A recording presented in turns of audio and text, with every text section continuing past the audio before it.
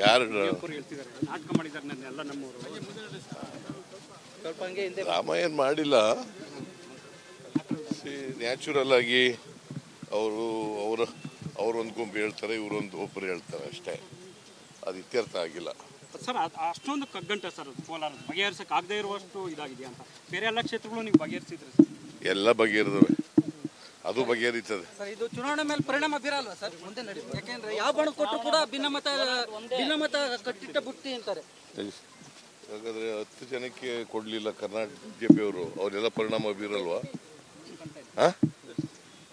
ಬೀರಲ್ವೇನಪ್ಪ? ಬರೀ ನಮ್ಮದೇ ಪರಿಣಾಮ ಬೀರ್ತದೆ. ಎಡಗೈ ಬಲಗೈ ಅನ್ನುವಂತ ವಾದವನ್ನ ಇಟ್ಟಿದ್ದಾರೆ ಸರ್. ಅಲ್ಲಿ ಈಗ ಎಡಗೈ ಸಮುದಾಯಕ್ಕೆ ಸಾಂಪ್ರದಾಯಿಕ ಕೊಟ್ಟಂತೆ ಎಡಗೈ ಸಮುದಾಯಕ್ಕೆ ಕೊಡಬೇಕು ಅಂತ ಮುನಿಯಪ್ಪರು ಹೇಳ್ತಾರೆ. ಸಾಂಪ್ರದಾಯಿಕ ಅಸ್ತ್ರ ಬಿಟ್ಟಿದ್ದಾರೆ ಸರ್. ಜಿಲ್ಲೆಯವರ ಅಭಿಪ್ರಾಯ ಕೇಳಿ ತೀರ್ಮಾನ ಮಾಡ್ತೀವಿ ಬಿಡಿ. ಯಾರು ಹೇಳ್ತಿದ್ದಾರೆ ನಾಟಕ ಮಾಡಿದ್ದಾರೆ ಎಲ್ಲ ನಮ್ಮವರು ರಾಮ ಏನು ಮಾಡಿಲ್ಲ. ನ್ಯಾಚುರಲ್ ಆಗಿ ಅವರೊಂದು ಗುಂಪು ಹೇಳ್ತಾರೆ, ಒಬ್ಬರು ಹೇಳ್ತಾರೆ ಅಷ್ಟೇ. ಅದು ಇತ್ಯರ್ಥ ಆಗಿಲ್ಲ ಸರ್. ಅಷ್ಟೊಂದು ಕಗ್ಗಂಟ ಸರ್ ಕೋಲಾರ ಬಗೆಹರಿಸಕ್ಕೆ ಆಗದೆ ಇರುವಷ್ಟು ಇದಾಗಿದೆ ಅಂತ. ಬೇರೆ ಎಲ್ಲ ಕ್ಷೇತ್ರಗಳು ನೀವು ಬಗೆಹರಿಸಿದ್ರೆ ಎಲ್ಲ ಬಗೆಹರಿದವೆ, ಅದು ಬಗೆಹರಿತದೆ. ಸರ್, ಇದು ಚುನಾವಣೆ ಮೇಲೆ ಪರಿಣಾಮ ಬೀರಲ್ವಾ ಸರ್ ಮುಂದೆ ನಡೆಯುತ್ತೆ? ಯಾಕೆಂದ್ರೆ ಯಾವ ಬಣ ಕೊಟ್ಟರು ಕೂಡ ಭಿನ್ನಮತ ಕಟ್ಟಿಟ್ಟ ಬುಟ್ಟಿ ಅಂತಾರೆ.